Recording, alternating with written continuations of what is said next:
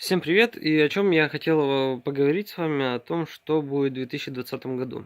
В 2020 году будет УАЗик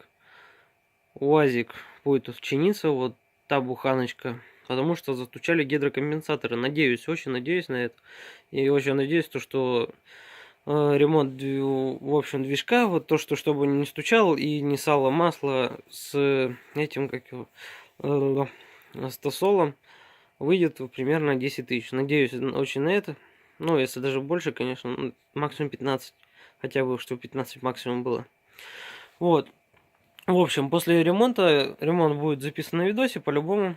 Вот после ремонта мы будем использовать УАЗик как тягач и перевозчик грузов. Там топливо возить, к примеру, потому что в следующем проекте будет не очень много места. И жесткую цепку, чтобы тот проект таскать на жесткой цепке.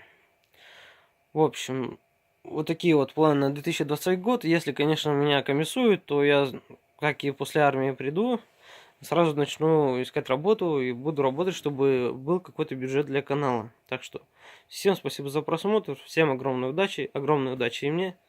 Всем пока.